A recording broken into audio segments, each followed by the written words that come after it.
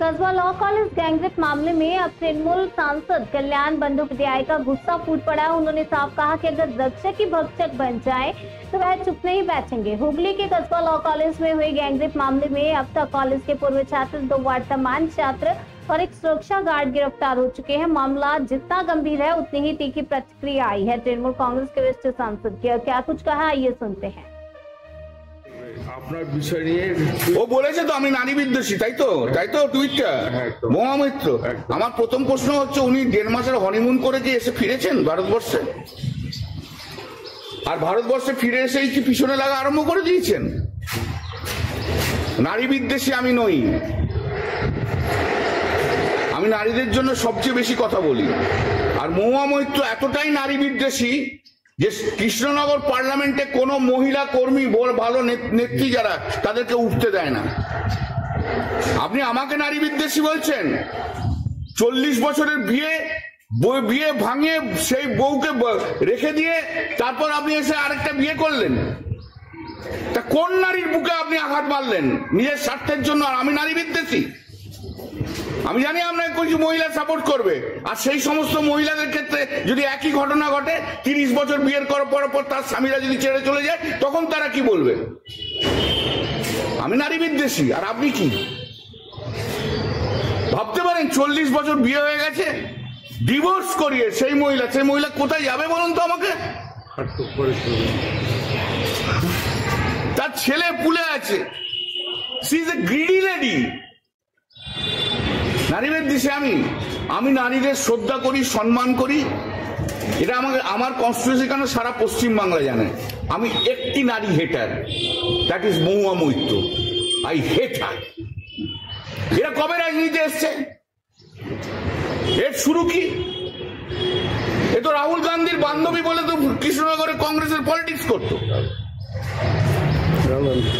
তারপর 2011 থেকে চলে এলো। একজন সিনিয়র এমপি আমাকে বলেছিল বা আমাদের বলেছিল সেই সময় যে তার বিধানসভার কেন্দ্রে দিদি ওর নাম প্রপোজ করেছিল। সেই সিনিয়র এমপি বলেছে না, ওকে চলবে না। তখন আরেকজন মহিলার নাম প্রপোজ করেছিল, তাকে অ্যাকসেপ্ট করেছে, সে এখন মন্ত্রী। ঠিক আছে, গত 5ই জুন দিদি আমাকে বলেছিল ওই কালিয়াগঞ্জে কি ওখানে যে মিটিং করতে।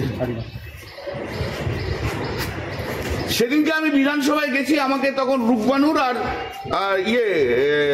উজ্জ্বল আমার কাছে এসে বলল, ববির ঘরে বসে তখন আমি, যে এরকম মহুয়া মৈত্র বলে দিয়েছে প্রেসিডেন্ট, আইপ্যাককে বলে দিয়েছে কল্যাণ ব্যানার্জির এখানে ঢোকা চলবে না। ঠিক আছে, উনি বাইরে ফরেন কান্ট্রিতে বসে বসে সব কন্ট্রোল করছেন। তারপরে